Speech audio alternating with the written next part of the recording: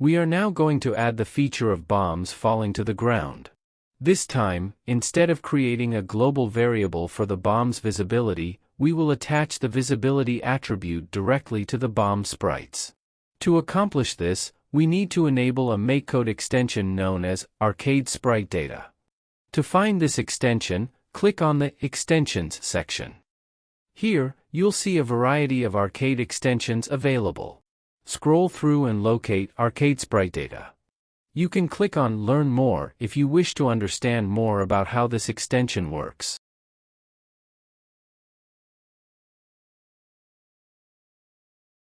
Once we enable it, upon returning to the main workspace, you'll notice that new blocks have been added to the Sprites section.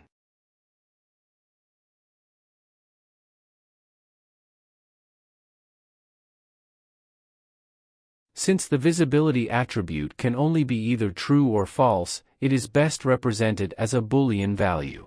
Therefore, drag the setItemData to Boolean block into the createBombs function, placing it right after the bomb sprite is created.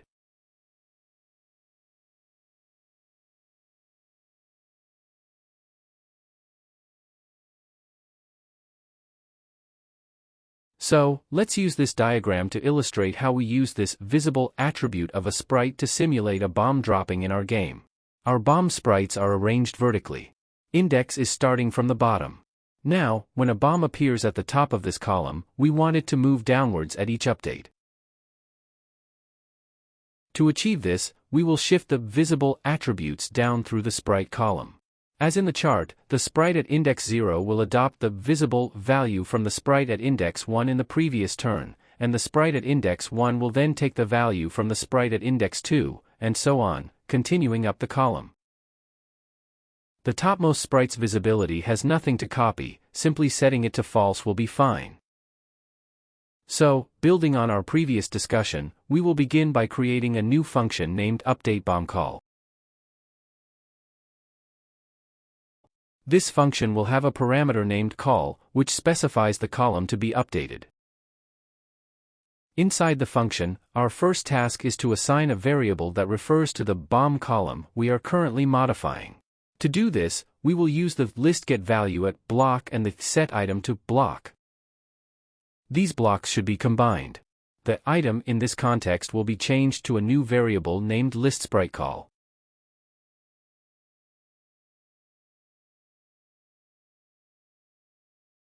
This variable will be changed to the listBomb set that we have been working on.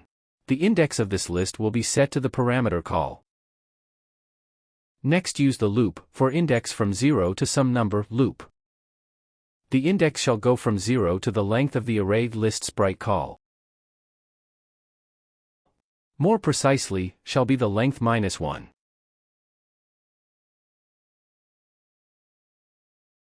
Now, we're going to update an item in the listSpriteCall.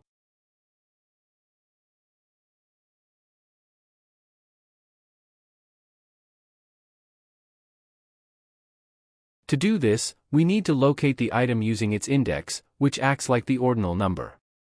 Once found, we will set the item's data. We'll use the setItemData to Boolean block for this purpose. The set value at 0 to block is not suitable in this context. The data field is visible. The value to be set should be determined by the item directly above the current item in the bomb column, which is at the index +1 position.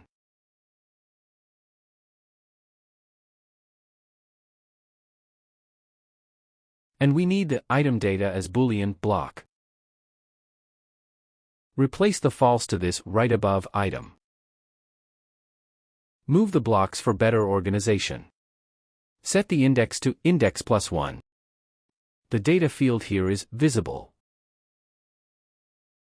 After completing the loop, we need to address the topmost item in the column. Since no new bomb has been dropped yet, this item should be set to invisible. The topmost item is at length -1 position.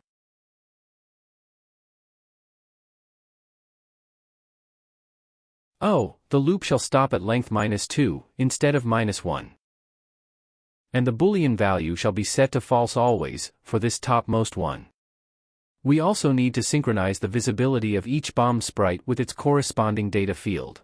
Copy the setInVisible block and copy the listSprite call at index block. And also this data visible as Boolean block and change the index. Same operation for the topmost item that is outside the loop. Index is length -1. Invisible shall be true. Delete these blocks. Let's test our work by updating the first column of bombs.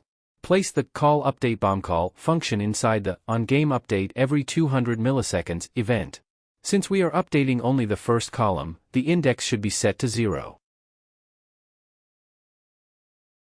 We need to drop a bomb in this column when the game begins, so that we can verify if the update is working correctly. Here we manually get the column 0, and set the bomb at index of length -1 to be visible. Copy the blocks, and ensure to get the column 0.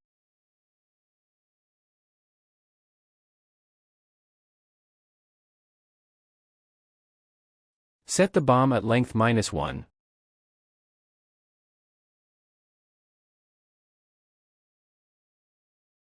Visible to true.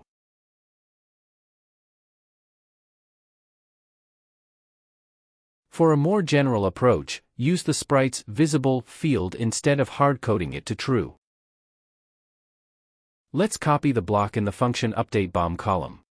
And sorry here that previous we forgot to add the not operator. Let's add it.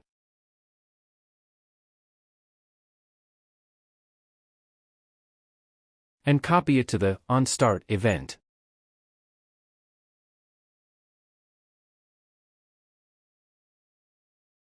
Set the index to length -1.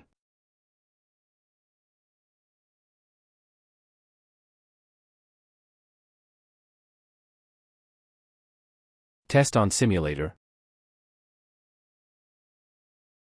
Refresh the game. Okay, looks good. Now we can update the entire bomb set by updating 4 columns. Create a new function named updateBombSet.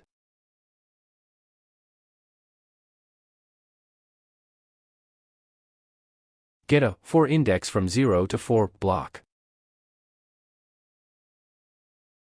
Duplicate the length of array minus block and place the copy here.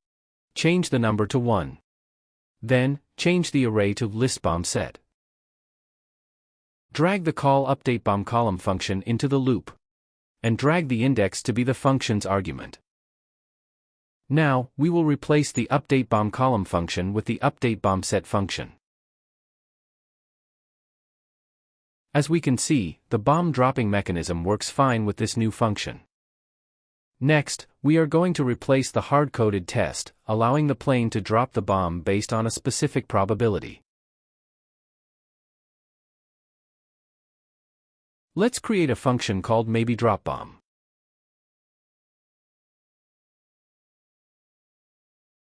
We'll add a numeric parameter to specify the column where the bomb will be dropped. In the function, first, let's identify the bomb column that we want and assign this column to a variable. When dropping the bomb, we need to make only the topmost bomb in the column visible.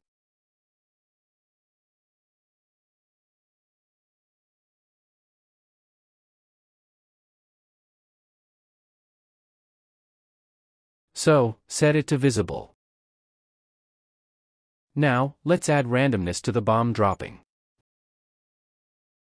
Drag the number %chance block and use it within an if block. Place the code for setting the bomb to visible inside the if block. Let's set the bomb dropping chance to 70%.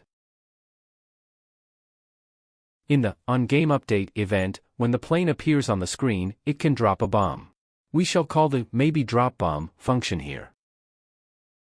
The plane's location is 1 greater than the column's index, so we shall use plane location -1 here.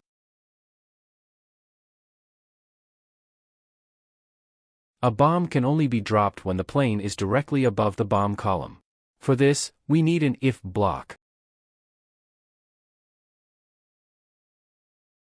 Set the condition to when the plane's location is less than 5.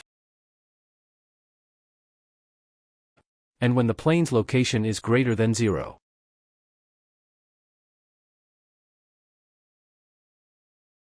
If both conditions are met, then we call the maybe_drop_bomb function. Observe the simulator. Here is one round, dropping one bomb. Another round, it drops 2 bombs. One more round, it drops 3. Seems working fine. In the next section, we'll focus on detecting bomb impacts on the car and introducing a bridge.